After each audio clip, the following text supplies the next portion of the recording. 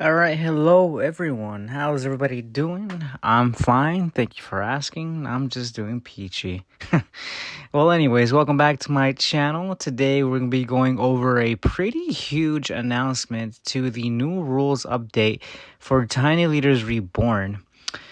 So if you guys are interested, I'll go ahead and link below the full nuanced take on this to the Tiny Leaders Reborn blog. It is rather lengthy, so if you guys want something like that, something that's very nuanced and detailed, go ahead and view it. Go ahead and go over there. Like I said, it's linked down below for your reading pleasure. But if you want more of a TLDR version, they posted one in the Discord, and I'll go ahead and read that right off. So the general announcement is that the upcoming Spider-Man set sparked a 2-month-long debate and discussion within the committee as to how we handle the rules for MDFCs.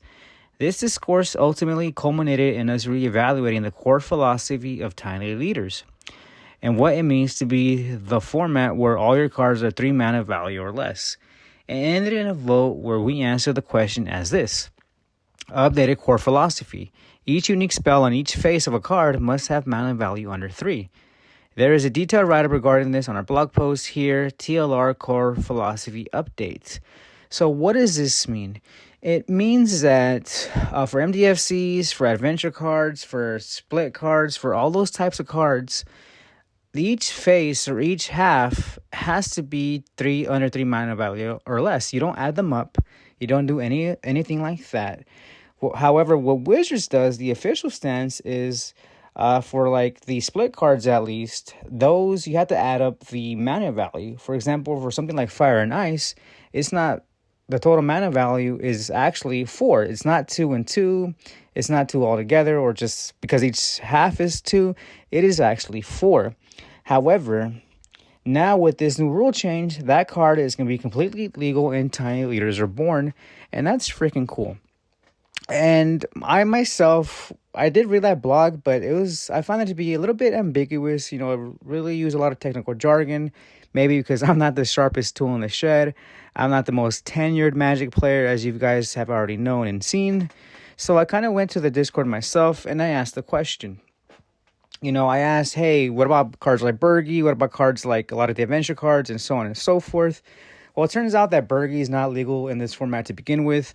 I thought it was. The main reason is that the front card, the front facing is Bergie, got a storytelling, and that's, you know, their mana value is 3 or lower, and the backside is what, like 5, I believe, if I'm not mistaken.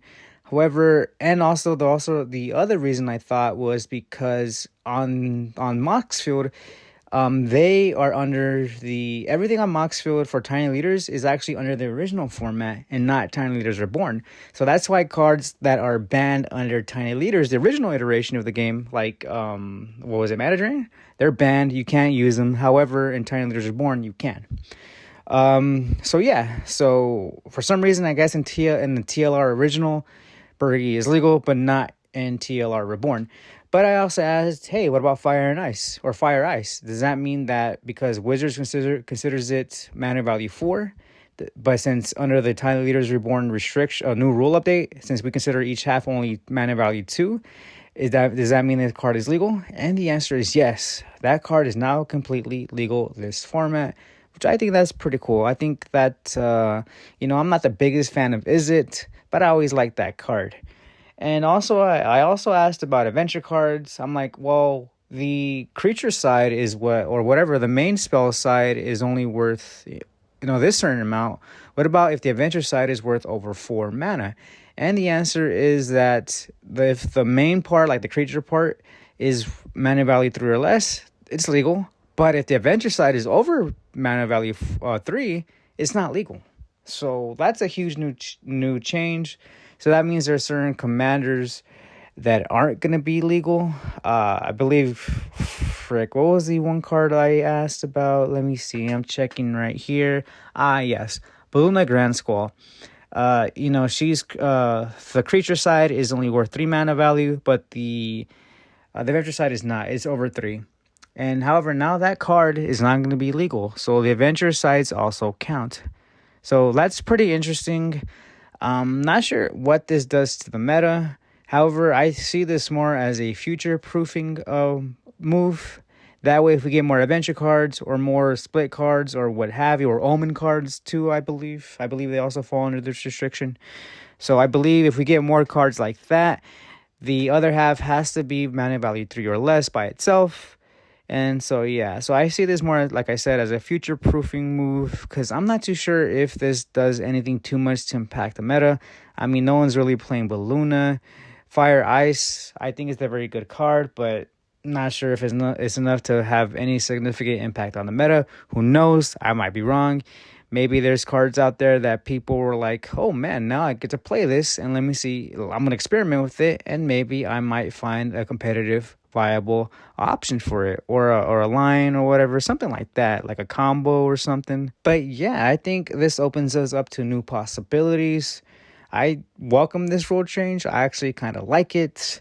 I don't see anything too wrong with it. And if something does go wrong, well, then the committee could always reverse course and make a different change. You know, what the thing I like about formats, and especially this one, is that not everything is set in stone. You know, things can change. The committee can move quickly and they can get rid of problems. So if anything problematic does arise from this, then the committee can just act quickly and, you know, put a stop to it. All right, so those are my thoughts on this rule change. Let me know what you folks think about this. You guys think it's a good one? Is a bad one? Are you neutral on it? What cards that were previously, you know, not legal, that are not legal, are you looking forward to? And what cards that are now not legal this format that you like playing? Well, let me know those cards that you're going to miss. As always, I'll see you guys on the next video.